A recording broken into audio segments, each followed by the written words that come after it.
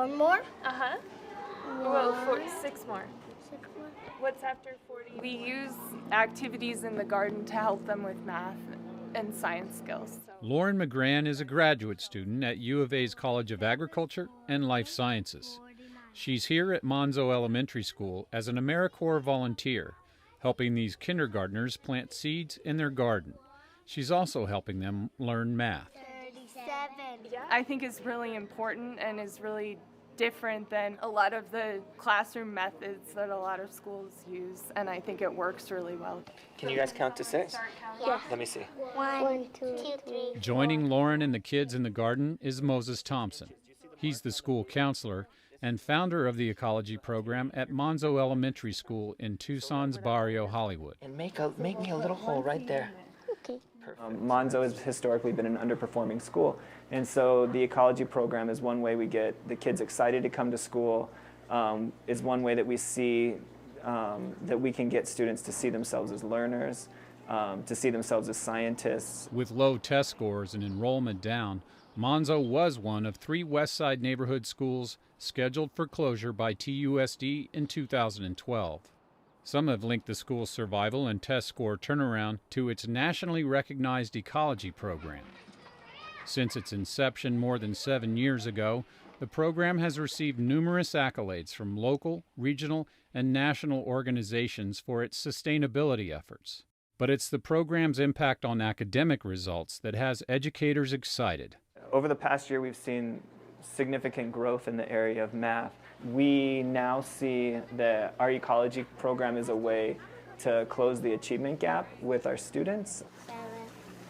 It's effective because the kids see real-life applications of what they're learning in class, that math exists outside of the classroom, outside of textbooks, that it's a real-life skill.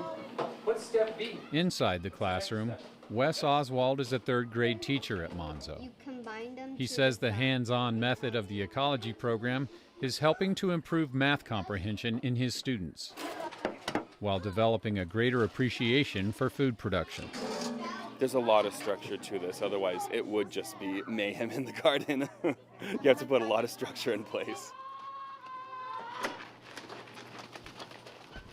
We harvest the eggs at the end of the day, and then we collect egg data, so that helps us with our math. You have to add up how many eggs there are that you got in one day. And then you also have to write how much brown, how much pink, how much white. Yeah, do you know the funny thing is the chickens are probably hands down the kids' favorite thing at the school. I mean, the chickens are what get the kids psyched to come to school.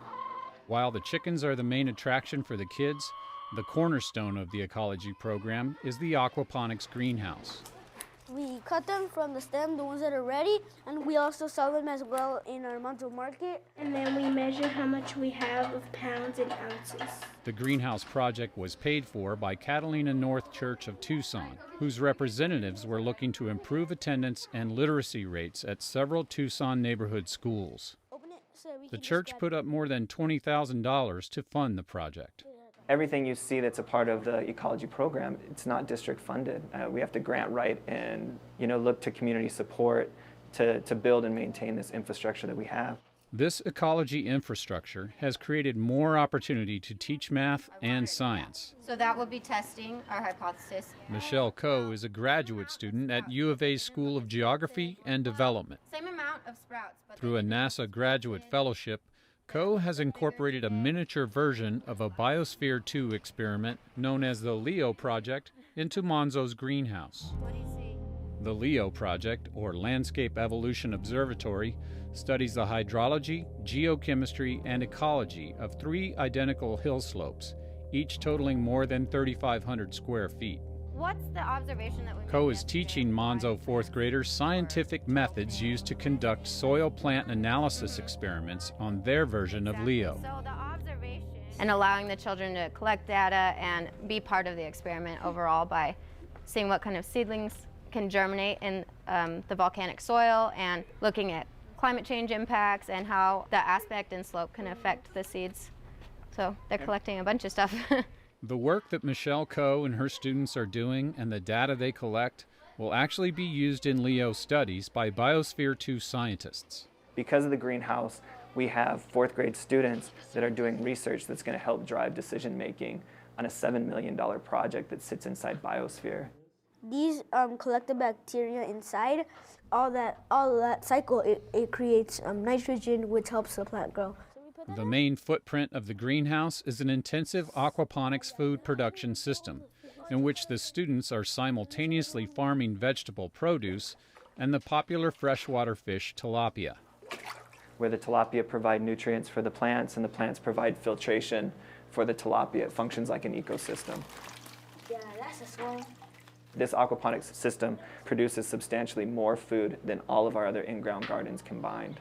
The sustainability efforts at Monzo are not limited to one area of the school. There are water harvesting cisterns and micro gardens throughout the campus, and children can be seen tending plants and recycling paper at every turn. Beyond the scientific method she teaches, Michelle Coe hopes to instill a sense of joy about science and discovery. Not so wilted today, right? Overall, I'd like them to realize that science is fun and that anyone can be a scientist. They're being scientists right now, so I think that's important for them to know. With test scores and enrollment trending upward, Moses Thompson continues to plant the seeds of opportunity for his students. You know, to give them access to U of A scientists, to give them access to cutting-edge infrastructure in the areas of sustainability, to give them access to very high-quality math instruction. And, you know, for those kids that have their eyes set on the U of A, that it becomes more attainable.